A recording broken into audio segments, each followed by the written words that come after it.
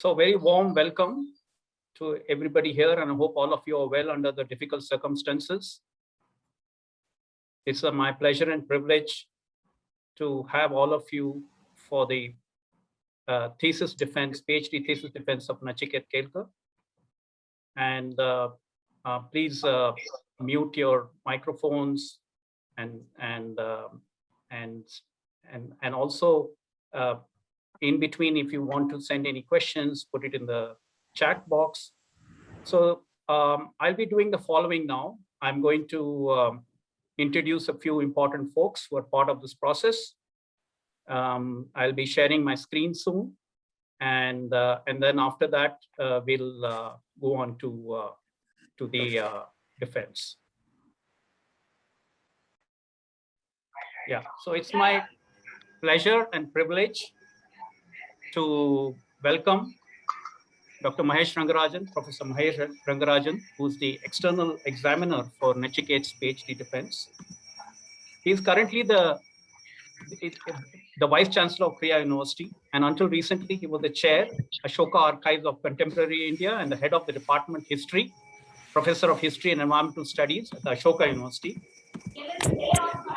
Dr. Mahesh Rangarajan has a BA in History from Hindu College, University of Delhi, and an MA, Balliol College, and DPhil, Nuffield College, both from Oxford University. And he has been a Rhodes Scholar between 1986 and 89. Dr. Mahesh Rangarajan has also been a professor of modern Indian history at the University of Delhi, and also has taught at the universities of Cornell and Jadavpur, and at the National Center for Biological Sciences, Bengaluru. He has also served as director of the Nehru Memorial Museum and Library between 2011 and 2015. And he's also had a diverse stint as a journalist, being with the Telegraph in Kolkata, as well as appeared on various news channels relating to politics and elections, and many of you would have been familiar with that. He has also been the corresponding editor, Environment and History, and was also on the editorial board of Conservation and Society between 2003 and 2009. Dr. Rangarajan has written numerous books, and some of them have really been a paradigm shifting in making us understand the past and how it has shaped our present, and what lessons we can draw from that for the future of conservation. These include Fencing the Forest, Conservation and Ecological Change in India's Central Provinces, India's Wildlife History, an Introduction, Nature and Nation, which is a set of essays on environmental history. And he's also edited quite a few books, including Environmental Issues in India and the Oxford Anthology of Indian Wildlife. He's also engaged with a wide range of scholars working in the area of ecology and conservation by getting to know their work intimately, and has been has a range of interests, in starting with his own amateur interest in natural history, and weaving into that his knowledge of history and also of contemporary issues across individuals and institutions in the field of environment and conservation. And that mix has led to a very remarkable set of scholarship that has been enriching for all of us. So thank you, Dr. Mahesh Rangarajan, for being with us here as the external examiner. Now introduce the very talented and fantastic members of the Doctoral Advisory Committee of Nachiket Kelkar, Professor Rohan D'Souza from Kyoto University, environmental historian, Dr. Rowan Arthur with the Nature Conservation Foundation, a marine ecologist, and Dr. Siddharth Krishnan from ATRI, who is an environmental sociologist. The other external referee for Mahesh's thesis has been Professor Arup Jyoti Saikia from IIT Guwahati. So now I'm going to introduce Nachiket, and before handing it over to Dr. Mahesh Rangarajan for further proceedings. So Nachiket did his BSc in zoology from Ferguson in Pune, and I don't know what it is about the air and water of Pune that it has spawned some fantastic naturalists. And Nachiket is definitely a gem amongst them in terms of the wide range of taxonomic groups in which he has expertise in just basic natural history and ecology. That is something that is very remarkable about Nachiket. Nachiket also has this ability to look at the broader picture as well as at besides the breadth, also the depth in terms of looking at environmental issues that have been there. This is Nachiket in the field. He enjoys his time in the field from morning till the evening, and he's remarkably focused on the quality and quantity of measurements that can be made. And that is something that has struck all of us who have had the pleasure and privilege of accompanying Nachiket on field trips. While some of us like to goof off in the field, Nachiket is always focused, as you can see, and never wasting any moment of the day when he's not actually on the river and making observations or taking measurements. He's often entering data, looking over whatever has been collected in a day, and that is something that has been very inspiring for those of us who have been in the field with him. He has been able to operate in very diverse environments in terms of engaging with various stakeholders and talking to folks and trying to gain an understanding of the complexity of socio-ecological dynamics and how all of these have a bearing upon the ecology and sociology of our riverscapes. His work has often taken him from the rivers and into markets and in close proximity to the stakeholders that matter a lot in this topic of riverine fisheries. No matter how cluttered or how noisy the environment is, Nachiket has always been engaging in serious conversations and not wasting a moment that is available when he is with colleagues and friends with whom he can discuss very profound things. Sometimes at the end of the day, he is able to give us a smile, as you can see, and that comes in after putting in a full day of very hard work. Nachiket is also an amateur director, producer, and actor in plays related to environmental themes, as many of us have had the privilege of being witness to. Other than that, Nachiket has some very simple pleasures, including the delicacies offered from different parts of India where he is in the field. These include the famous Raskadam of Kehelgaon, the Indian style masala pasta available on the streets in Kehelgaon, and the Gadbad ice cream from coastal Karnataka. Nachiket, as we will all see soon, is a very effective communicator with very diverse audiences, and he can keep us enthralled in rapt attention, as you can see here. So thanks everybody for this being here, and I'm going to now pass it on to Nachiket, and I will be requesting Dr. Mahesh Rangarajan to now take over as the external examiner. Thank you. Thank you very much, Dr. Krishnaswamy. Sorry, very minor point. I'm still very much at Ashoka. I joined KRIA only in July, but it's a great privilege to be here today. We're all eager to hear the presentation by Nachiket.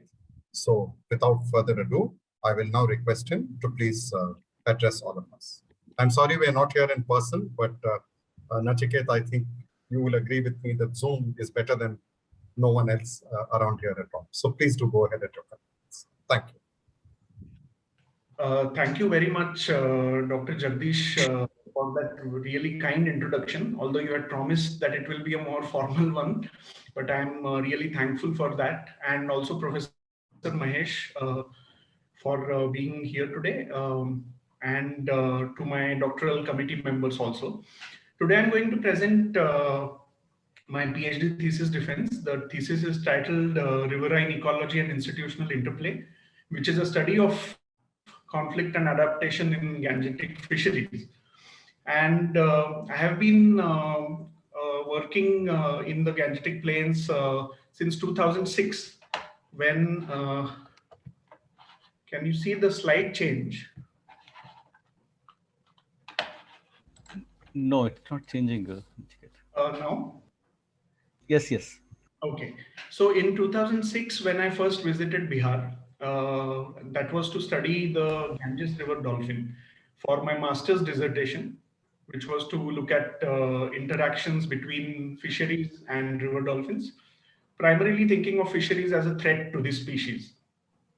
But I soon realized when I was there that the whole issue surrounding fisheries is full of severe, serious conflicts. These conflicts were of different kinds. There were fights between different fishing groups. There was the threat of armed gangs in this area, in the Bhagalpur district where I was working on the Ganga River. These armed gangs would often threaten, harass, assault fishermen, make them part with their fish catch, extort money from them, and so on. There would be frequent protests by the fishing groups in front of the state fishery department. There would be morchas. And it was in general, one could say that conflict was the mood or the state of this riverscape that I was visiting. And since then, my interest grew deeper and deeper in this issue. And I realized gradually that these conflicts were not unique to Bhagalpur or to Bihar in any way. In fact, they were quite frequent across the Gangetic Plains. And why these were important was because they threatened the livelihood security and food security of many poor, landless people dependent on riverine capture fisheries. And also because they had no other fallback options, they were solely dependent on this and they were living through great poverty. The reasons for these conflicts were variable.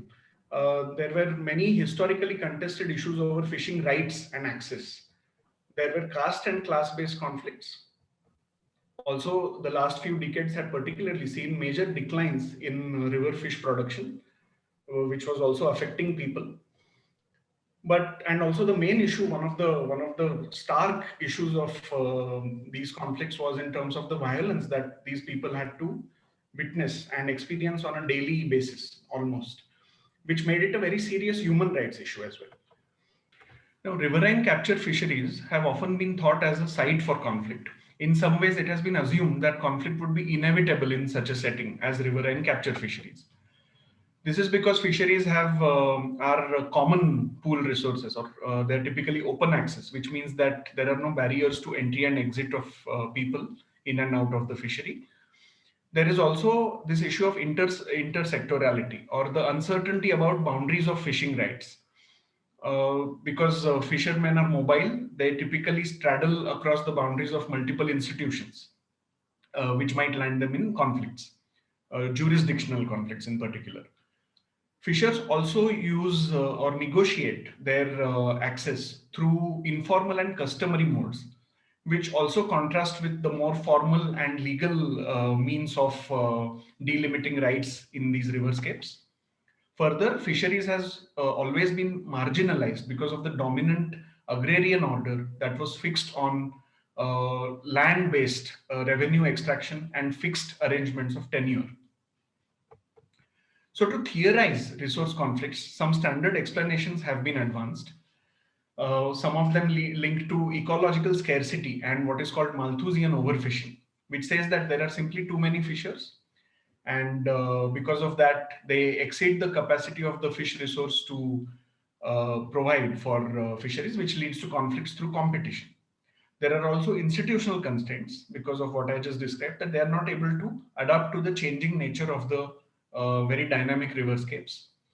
Colonialism and capitalism and the state-fisher relations that have resulted from a long history of these have also been held responsible for resource conflicts in fisheries.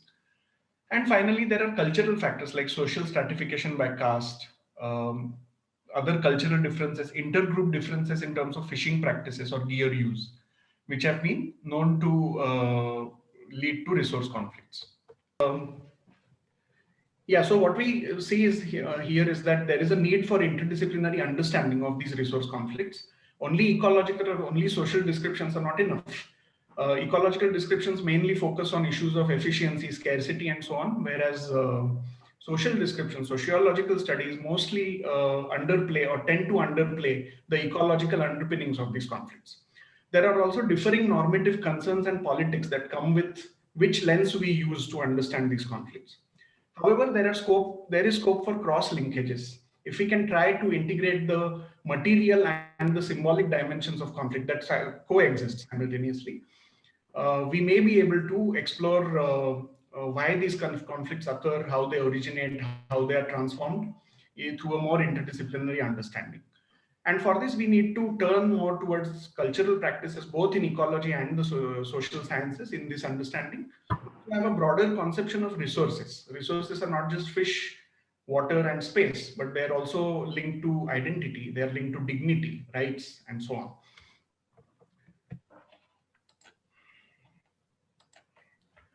So based on this background, these are my research questions. I'm basically looking at what historical, ecological, and socio-political factors have produced and sustained fishery conflicts in the Gangetic Plains.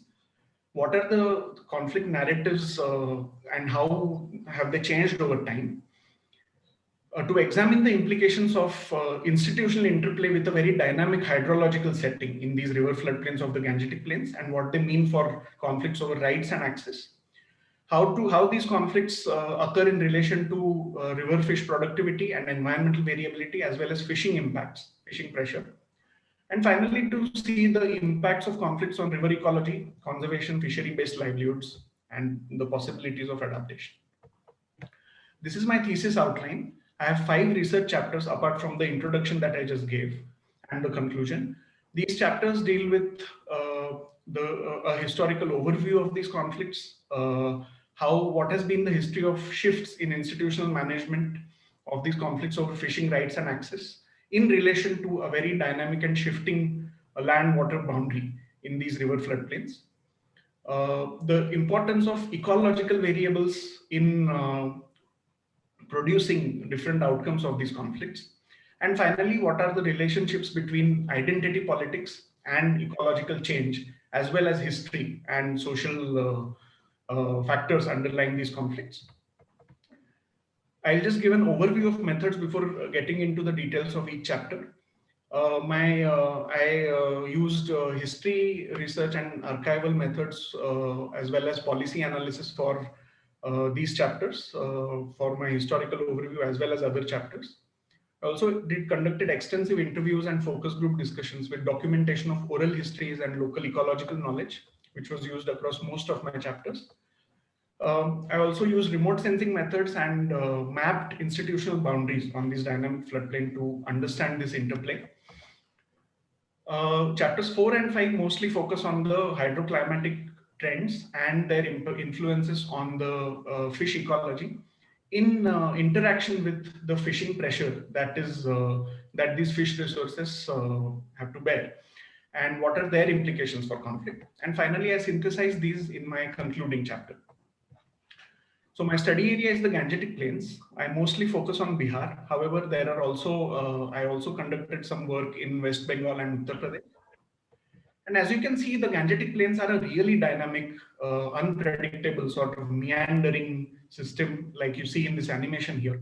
River courses are constantly changing as a result of neotectonic activity, sediment erosion and deposition patterns. And this is quite abrupt. So on the ground, what these boundaries of rights and these institutions mean is an open question. It's always uncertain whose space this shifting riverscape represents. And on this, in Bihar, my core field sites were along the Ganga River, which are represented by 1 and 2, but I also studied these conflicts along the Gandak River and the Kosi River in Bihar. So, as I've just shown, this landscape is constantly shifting. However, there are a few places which are stable, and these are quite rare. Like this, you see in this 1824 painting of the view of the rocky islands at Kehelgam in Bihar. This is a fairly stable river channel. You still see the rocky islands nearly in the middle of the river. And such a thing is rare. Most of the channels are highly meandering, braiding, which of course have implications for the way institutions have also shifted. How management and policies have shifted in the long term. Why we need an ecologically and more socially grounded history is because firstly we need to give we can have a good historical context to understand the conflicts of the present by looking into the past, but also these conflicts mostly so far what people have studied in the history of riverine fisheries has been mainly economic and legal histories.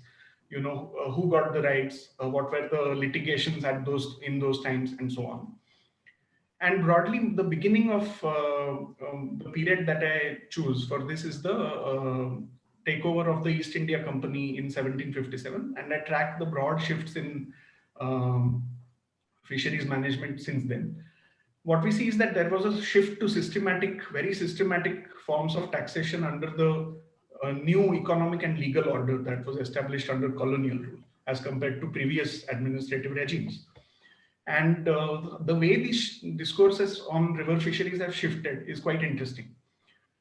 So in Bengal, in the province of Bengal, the permanent settlement was declared in the late 18th century, where it was thought that the landowners or the zamindars would be given rights to collect rent in perpetuity from their estates, basically. And of course, because of the changing river courses, the government, the colonial government, soon realized that this was not possible. This was not easy.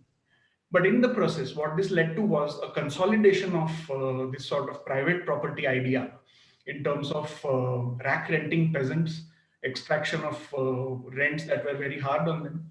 And also it led to an erosion of customary fishing rights. Turn to the 1850s, where the British administration took over, which meant that there was a complete shift in the way rivers were managed. Particularly, there was a vast hydrological transformation that was witnessed through the construction of embankments, canals, dams, and so on for irrigation. And of course, this led to major declines in fisheries, which were also recorded by the British government officials.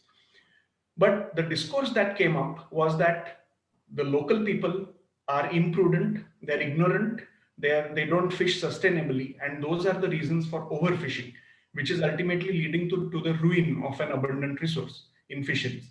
This was also seen when the Imperial Fisheries Department was formed in 1871. And such laws then came into place where the primary focus was on controlling overfishing while not paying as much attention to the larger environmental factors that set the decline in motion in the first place. Alongside, there were also colonial engagements with caste, as we see in the Criminal Tribes Act, in which many fishing communities and castes were declared to be criminals by birth, which had severe implications for their self-identification and their identity. There were also anthropological studies, mainly to understand the behavior of the natives so that they could be controlled. And all these factors had a major impact on the way fisher people were sort of framed in the colonial discourse. Now, river fisheries in independent India further suffered more decline because of mainly dams, barrages, pollution, and river flow regulation and alteration because of these things. There was also an aquaculture boom by the 1970s and 1980s, which led to a sort of giving up on capture fisheries. They continued to be neglected because they didn't contribute as much revenue as farmed fish would. In conclusion, I argue in this chapter that colonial control was not only based on economic, legal, and revenue-based ideas of control, but was accompanied by specific images and ideas of what scarcity meant, what were the factors causing that scarcity, and particular images that accompanied the identity of fishers. I also show that these colonial and British government legislations for fisheries have a strong bearing on the present day also. This brings me to my next chapter on this shifting mobile sort of riverscape. How do we imagine fixed fishing rights? what are the institutional regimes that interact on this very shifting and fluid sort of riverscape. If we just freeze that frame in time, we see that river courses show major changes and shifts both within a year when the monsoon flooding happens and across years as channels meander or braid and just move over, altering the land and water boundaries. So if we map these institutions on top of this floodplain, then we see that there are some floodplain wetlands which are typically leased by the state fisheries departments to bidders, cooperative or private bidders. Some people also enjoy private fishery rights from the small water channels that are left behind by floods in their agricultural lands. There is also open access that is allowed to many fisher groups, which largely are organized as informal fisher groups. This open access came about in 1991 in the state of Bihar, after nearly 400 years of a system called Panidari, which was based on extraction of rents from the fish catches by a single family, especially in Bhagalpur district. This was done by a single family, the Ghosh family, which was basically sort of treating the Ganga like their private property in some sense, although from the rent collection point of view. And this was an oppressive thing. And in the 1980s, there were agitations by local fisher groups which led to the removal of this system. And finally, open access or a free for all was granted to these fishermen. If we overlap the fishing areas with other institutions, like there is a protected area for river dolphins on which we overlap these fishing areas. After 1991, there was also gradually, because of this open access regime that got created, there was a gradual takeover of different gangs, armed gangs, which would control these areas, which also operated almost like in a mafia style, very organized, but also extracting fish catches from poor fishermen by threatening them. So through this institutional mapping, we can just illustrate how complex it is and what are the major tensions in this institutional interplay that I'm talking about. So this would be the river under Panidari right through the 20th century, after which the fisheries department divided up their administrative apparatus at the level of these fishery blocks within each district. Here I've shown the district of Bhagalpur. So basically for some years, this Panidari and the fishery blocks sort of overlapped with each other, but the river course kept shifting, of course. And then when these gang territories formed, they further added to the confusion about whose boundaries, whose territories came where. And of course, all this came at the cost of great threat and risk to fishing communities who were on the ground, who were on the water. This is a similar example, but I'm just going to skip through to the conclusions. What this chapter shows with the illustration that I just provided is that state institutions remain rigid. Their block boundaries remain fixed. And as a result, they remain incapable of adapting to these changing river channel courses. Also, because the river fisheries, captured fisheries in Bihar are open access, there is no revenue to be received from them. So they have fallen into severe neglect. In contrast, the gangs that form their territories in order to extort these fish catches actually show adaptive decision making by actually tracking the river channel movements from year to year. What this leads to is that fishers get trapped between state boundaries on one hand, which are fixed, and gang boundaries, which are always uncertain and changing, which leads them to make risky choices and always live in dangerous conditions. And what this has led to is that there has been a gradual criminal takeover, which has led to the continued exit, often permanent exit of many fishing people from the river, which is obviously seen in the decreasing numbers of fishing boats in the river in our last 15 to 20 years of monitoring. How do these uncertainties and risks lead to perceptions of scarcity? I examine this in my next chapter. So basically, perceptions of scarcity are very common in any fisheries, and that is largely to do with the nature of the business of fishing itself. There are environmental effects that directly influence fish production. There are also fishing effects because people harvest fish and that can have an impact. And these impacts are in some sense filtered through the life history traits of different fish species, which then determine what would be the yields available for catching, and based on the effort invested by people, what do they catch? And all these factors together influence the perceptions of scarcity, apart from the background risks and the conditions that I just mentioned. So in this chapter, I mainly look at the interactions between environmental variability and fishing effort, which determine these fluctuating regimes of abundance and scarcity, and how do they affect these conflicts in turn. So if you look at the Gangetic floodplains, this is a really vast system. The Himalayas are still geologically young from where most of these rivers originate. And therefore, there are neotectonic activities which lead to abrupt, very unpredictable shifting of these river channels. These rivers also receive inputs from glacial melt during the summer. The major input is, of course, from monsoon rainfall. In turn, these rivers carry massive loads of sediment, and erosion and deposition processes are very common, which give rise to meandering channels, anastomosing channels, and so on. On top of all this, there is the impact of human alterations by dams, embankments, other forms of channel diversions, and so on. One good example, well-known example, is that of the Farakka barrage, for example, which affects this region of Bihar and Uttar Pradesh significantly in terms of fish production. And this entire system is also interacting with the large-scale climatic teleconnections. One good example, of course, being the El Nino Southern Oscillation that we know to influence monsoon rainfall in the Indian subcontinent. So some species have, of course, declined greatly because of many of these changes. So, for example, the Hilsa, which was a commercially very valued and prized fish, has almost completely been commercially extirpated in the upstream reaches after the construction of the Farakka barrage in 1975. And in Bihar and Uttar Pradesh, wherever Hilsa would be caught before, there is like a 97 to 98% decline in the catches since then.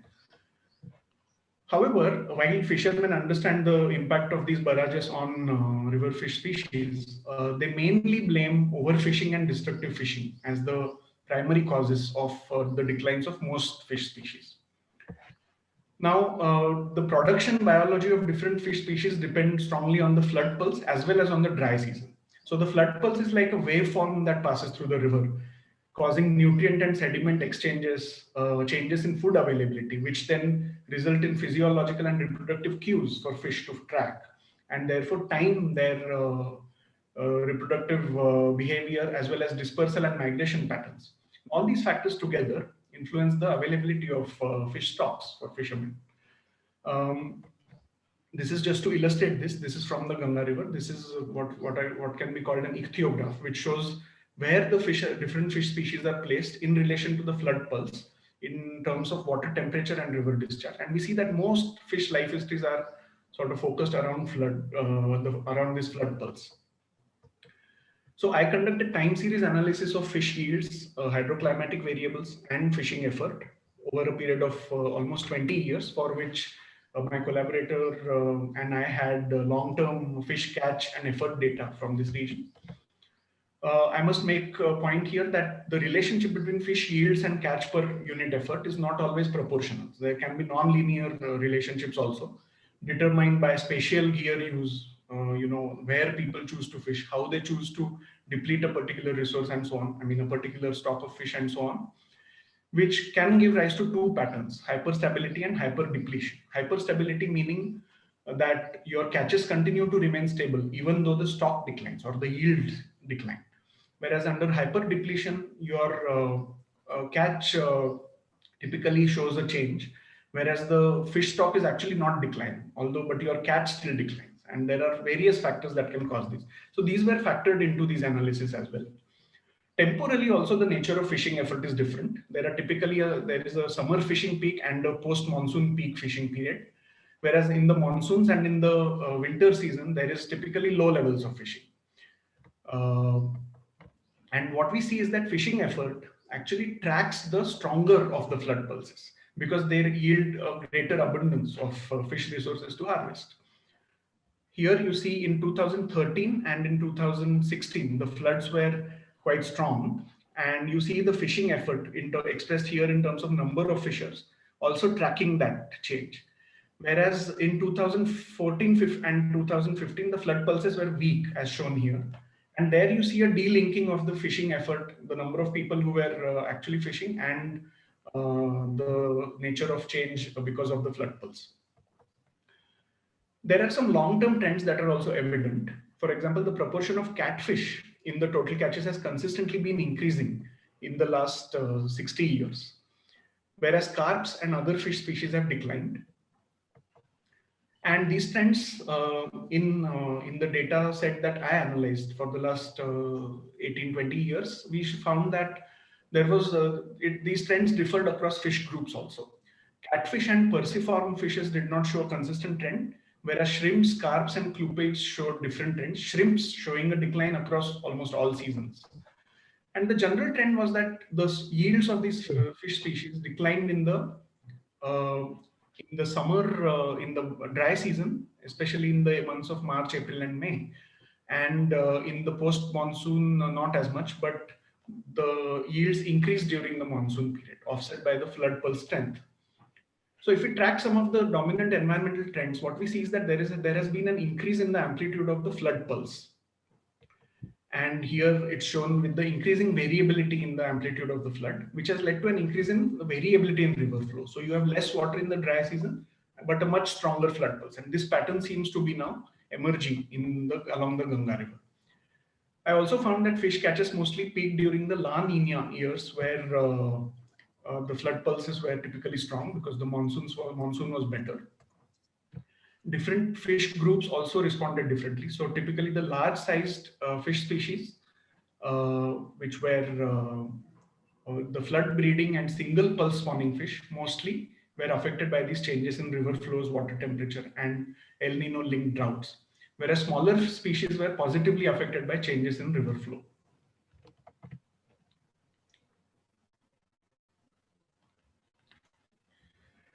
Yeah. So to disentangle the impacts of fishing mortality and natural mortality, I considered two variables. One was the ratio of fishing mortality to natural mortality, with sort of other impacts, which are biological and environmental impacts and anthropogenic non-fishing impacts on the fish stocks. Whereas fishing mortality at maximum sustainable yield and somewhere indicates the fishing limits that different fish species can take. And to summarize it here, the x-axis shows the ratio of fishing mortality to natural mortality, and the y-axis shows somewhere these limits of fishing, which is represented by the ratio of fishing mortality to fishing mortality at maximum sustainable yield. And what we see is that for most species, the environmental variability component seems to be dominant, which is shown in the A and D sections, while fishing impacts only add on. Whereas for some species, as shown here, the overfishing impacts actually dominate. And for some species, overfishing effects are seen, but these species may be able to recover if there is a favorable environmental conditions available. To conclude, I found that effects of environmental fluctuations on the declines in the aggregate fish yields were much stronger than the effects of fishing. Fishing effort and returns also tracked the environmental variability. And different fish groups responded to river flow and flood pulse strength differently. However, this is an aggregate analysis, and what we actually need is a disaggregated analysis by different nets and gear types. The reason being that there are now conflicts between different users of different fishing nets and gears. In the Gangetic Plains, there are various kinds of nets that have been in use for a very long time. There are gill nets, which are typically very size selective. They harvest species of they harvest fish of a particular size, mostly within a range, which is in relation to their mesh size. Whereas nets with very fine mesh sizes, like mosquito nets and seine nets, as I have shown here, mostly harvest very small fish or a mixture of sizes. And there are severe conflicts between these different fisher groups. The gill net fishers blame the mosquito nets and the seine net users for which I'm going to refer to as fine-sized mesh nets, or FSMNs, hereafter. The gill net fishers blame them for harvesting all the immature fish, so that the fish are not able to grow and are not able to contribute to the population. Whereas the mosquito net fishers and the seine net fishers in turn blame the gill net fishers by saying that you guys only harvest the reproductive adults. So there you are arresting the recruitment of new fish into the population because you are capturing the reproductive mature adults. And I studied this in this particular chapter. So to turn to fisheries biology and theory a little on in terms of size selective fishing, there are broadly two types of this kind of overfishing. One is called growth overfishing, when you catch fish when they're too young, and recruitment overfishing, when you typically catch the breeding fish or the mature fish only. And conventionally, fisheries management has been based on size selective harvests. They have been promoted in policies and so on. However, there is a new emerging paradigm in terms of looking at multi-species and tropical fisheries in particular, which is called balanced harvesting. So if you look at selective fishing here, what we see is that the nature of mortality, fishing mortality, that is imposed by selective fishing on the fish stock and their size spectrum is very different from the natural mortality gradient, which leads to a selection for the larger sizes, which leads to the stock's overall size shrinking, truncating. Whereas what balanced harvesting advocates is that you distribute a moderate amount of fishing mortality across the different size classes of your fish population, which will therefore make your fishing mortality similar to natural mortality. It's a very powerful idea and still under debate, but it sets the context to understand these conflicts. So according to the Bihar Fisheries Management Act, all the mesh sizes which are above 40 mm in their diameter, or the mesh size as it's called, are considered legal, whereas anything below 40 mm is considered illegal. So therefore, many small mesh gill nets and these fine sized mesh nets are all illegal according to this definition. Whereas now gill nets are used mostly by poorer fishers who call themselves traditional fishers. Whereas these FSMNs, like for example, mosquito nets, are mostly used by non-traditional fishers, quote unquote, and under the many of them are also used under protection from these gangs because these nets are illegal to use. Now, which of these are traditional is hard to say because both types of nets have been recorded consistently since the early 19th century in British records and so on. But the conflict is very much between these two types of nets. These gears also interact in close proximity, which might be a reason for these conflicts. However, what we see, so here I have shown the relationship between the net mesh size on the x-axis and fish standard length on the y-axis. What we see is that as the net mesh sizes grow bigger, the range of lengths that are caught also increases, which means that the smaller mesh sizes are actually more selective than the larger mesh sizes. Here I've also distinguished them as illegal and legal. What we see is that there is an overall linear relationship between mesh size and fish length. Nearly 85% of the current ongoing fishing in the Ganga is therefore by illegal mesh sizes, which are below 40 mm. Larger gill nets are also less selective, and also what these things results in is that small fishes are the main target of most fishing. Different ages which are captured in the catches of fishermen. Ages of fish are calculated from age length curves like I've shown here.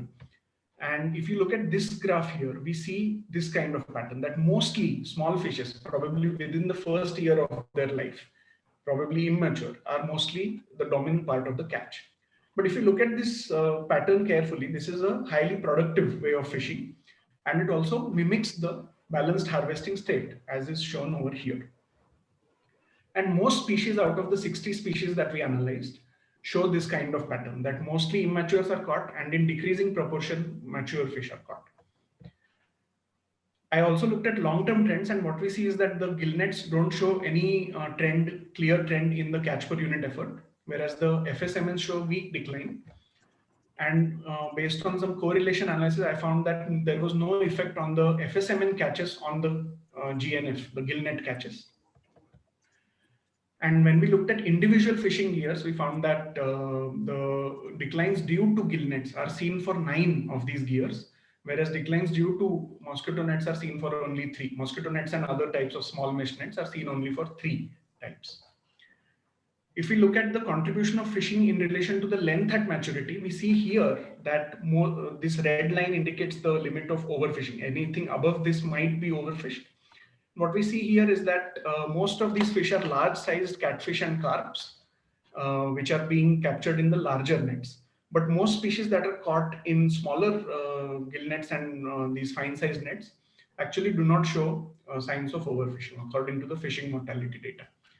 These processes indicate the process called as fishing down, which indicates that there is a gradual reduction in the mean maximum size of species whose larger adult sizes are selectively captured, because the larger the fish, the higher the selling price that they fetch.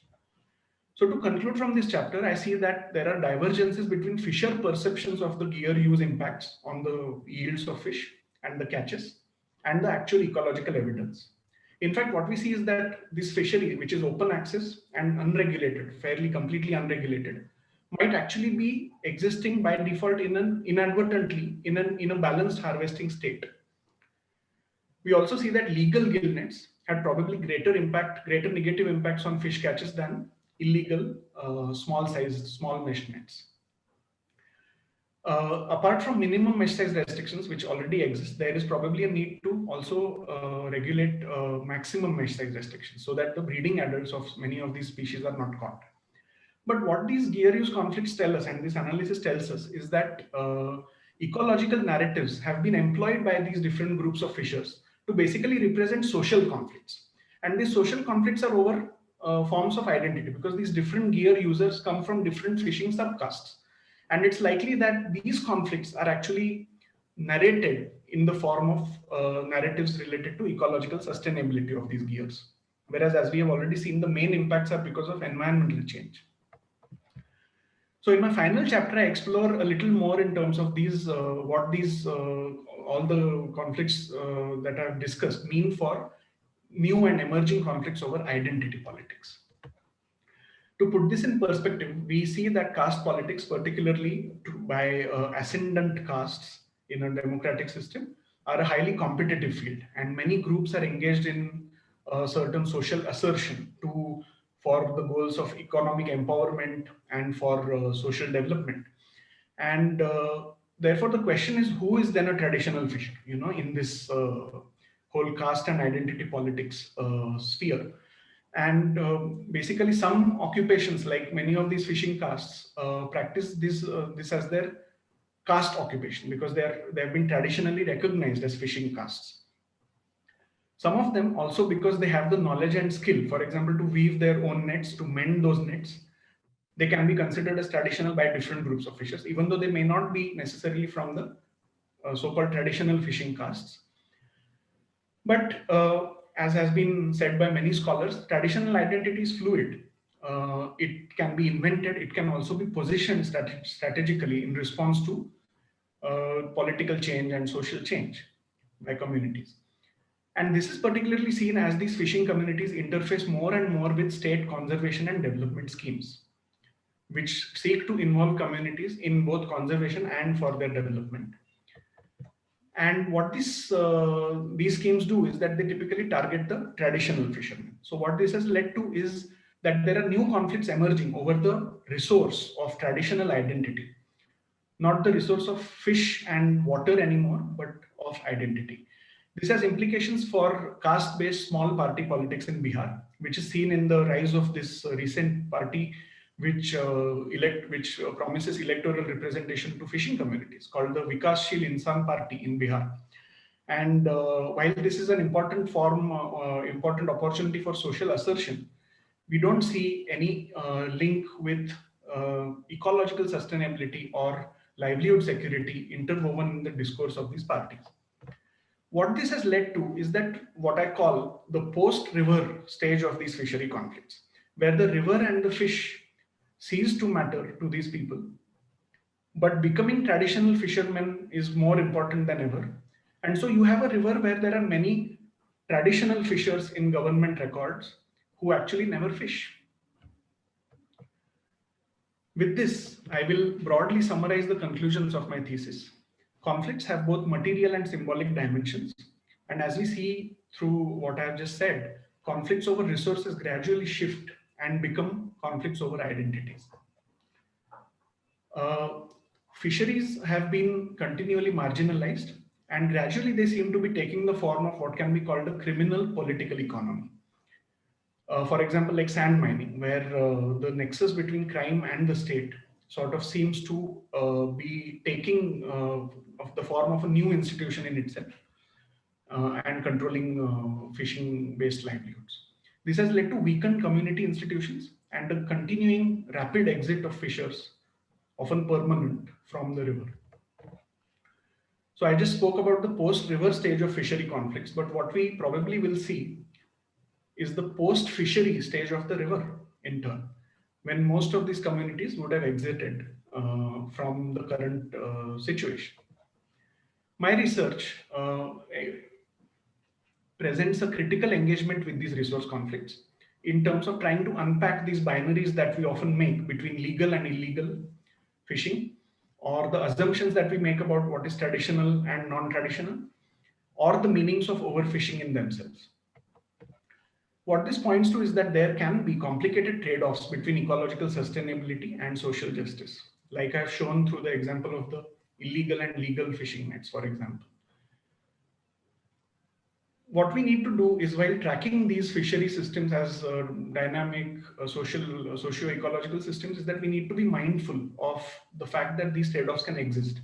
Our normative concerns tell us that we should or we can probably achieve one through the other. For example, we could achieve ecological sustainability through social justice or vice versa, but we need to be mindful of the complexities involved in these processes. My study also is likely the first study to examine, or one of the first studies to examine the interacting effects of fishing effort and balanced harvesting with the long-term hydroclimatic changes seen in the Gangetic Plains. And it also contributes by problematizing modern fishery legislations against their historical backgrounds, especially in terms of managing or institutional management of these emerging resource conflicts. There are a few limitations which I hope to make up for in my future work. For example, my thesis has mostly the dominance of male actors, whereas the impacts of conflicts are felt directly by the fishermen. The fisherwomen are often in the background and equally facing these threats and impacts. But I could not do as much on that front. I also had limited access to mafia gang members in terms of interviewing them, although I could interview some. In my future work, I also hope to expand a little more on the traders' perceptions and influences on the larger demand-supply dynamics and the value chains in these systems, and to study the interactions between floodplain, wetland, and river fisheries.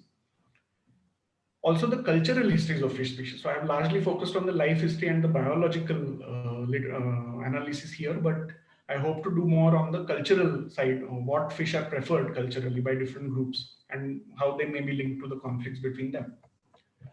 In terms of significance for policy, my research speaks to the new has importance for understanding conflicts in the context of the new draft national fisheries policy, also the national water policy, by highlighting the importance of dry season river flows in particular for capture fisheries and the yields, and also for management of fisheries and biodiversity conservation in the Gangetic Plains. These are the publications that have come from the thesis, including some popular articles and policy papers. These are the conference presentations that I was able to make to communicate this work. And finally, I would like to thank many people without whom this work would not have been possible. To begin with, I would like to thank all the fisher friends and their families across the areas where I work, because without them, this work would not have any meaning. And I would like to thank the Ashoka Trust for Research in Ecology and Environment and Manipal Academy of Higher Education for their support throughout the course of my PhD. And I'm particularly thankful to Dr. Jagdish Krishnaswamy, my supervisor, for always being there and supporting my work. And also my doctoral committee members, Dr. Rohan Arthur, Dr. Siddharth Krishnan, and Dr. Rohan D'Souza, for their inputs on various aspects. And I'm extremely grateful that they were so kind to engage with these various aspects of what I've just spoken about. My collaborators Subhashish Dey and Sushant Dey and Sunil Kumar Chaudhary, without them, a lot of the work, a lot of the discussions that we have had over the last 14 or 15 years of working together would not have been possible. I also thank Kadambari Deshpande for her constant support in terms of, yeah. And I would like to thank these institutions and all these people for their support. Thank you very much. Yeah. Thank you. Thank you, Nachiket. I'm so sorry. We had some technical problems, and I'm glad Dr. D'Souza could join. Then we had some interference. I wish we could go on for longer because this has been a fascinating presentation. I think we have time for 3 questions. I'll request them to be brief. And if the questioners don't mind, they can identify themselves. Tell us the question and we'll make a note, and I'm sure Nachiket will be happy to put them together and try and answer them. Please go ahead. Anyone who would like to, just go right ahead.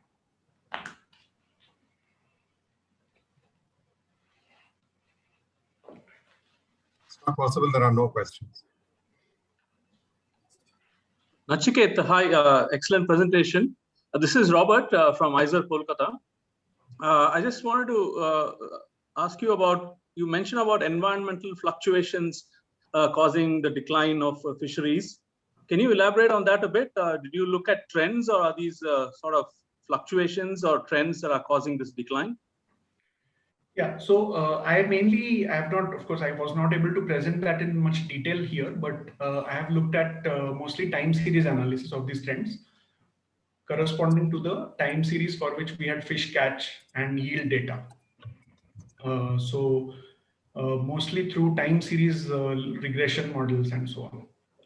And I used the variables that I used were river flow, water temperature, El Nino strength indices, Nino 4 and MEI and such, and sunspot indices, and other related variables like electrical conductivity and so on. So no, I just want to know whether it was fluctuations which was causing it, or trends.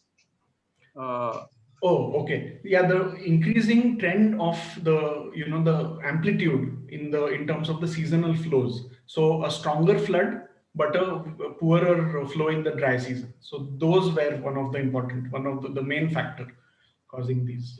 The amplitude, I would say, would be the main factor. Yeah. Okay. Thank you. Yeah. Thanks. Thank you. Any other questions? Hi, Nachi. Hi.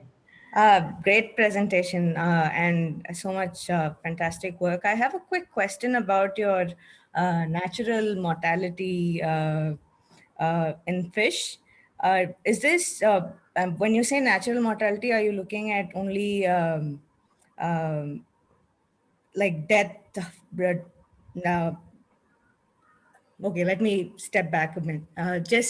Are you looking at predation as well from other piscivores and organisms? Yeah, so that is included in these estimates. What I have done is I have had to use, because of the lack of such data on predation and so on, I have used externally parameterized values from different studies as estimates of natural mortality based on relationships between length and temperature, for example, and what is known of the life histories of different fish species. So it's an externally parameterized coefficients that I have to use. Okay, and just as a follow-up to that, did you, based on your 20-year data set, were there any interactions between, in terms of perceptions between the fishers and other piscivores that are in the landscape? Sorry, I didn't get that question. Perceptions of piscivores? As in other organisms that also, is there any competition or, interactions and what are the fisher perceptions of other organisms that? There are. So the main species that occur here are Ganges river dolphins and smooth-coated otters, which are quite abundant in this region. And both of them interact closely with fishing boats and nets. People don't perceive as much of a conflict with river dolphins, but otters do cause a lot of damage to fishing nets. However, the fishermen don't perceive otters as a problem or pest animals. In fact, they have a high regard for these animals. This also in the older days used to be an otter fishery, something similar to what is there in Bangladesh, where otters are actually used to catch fish. So there is a very close bond between otters and fishermen, and conflict is not perceived as such, nor with river dolphins as much. Thanks so much. That's a very fascinating study area, and congratulations. Thank you. Time for one last question.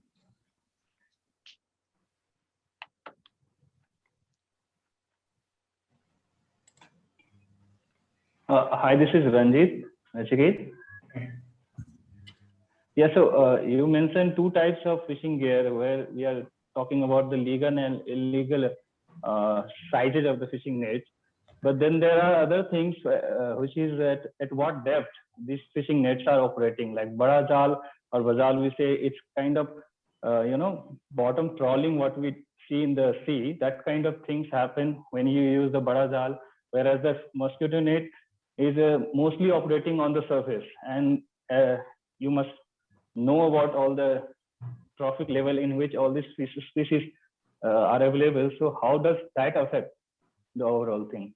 Yeah, so again, I didn't present a very detailed analysis for the lack of time, for the availability of time that I had, but I have looked at 25 different types of fishing nets, which include various categories that you mentioned. And of course, it's not that all the fine-sized mesh nets are very sustainable. They also have negative effects, like the barricade nets that are placed in the side channels. Entire channel is barricaded off using mosquito nets, or with excessive use of seine nets. These nets also have an impact, but those impacts mostly affect smaller fish, which are more fecund, fast-growing, etc. But it's not that they don't have impact. So although I presented it in a slightly dichotomous way, I think there are impacts on both sides. The relative impacts are slightly greater with the gill nets. That's all I mean. Thank you very much, Nachiket, and thank you all very much. It's been a wonderful morning, and we've had a fascinating presentation. I do wish we could have gone on for more, but it's better to quit while we are ahead. And thank you all very much. I think the examiners will meet you. I think there's a separate room we have to go into.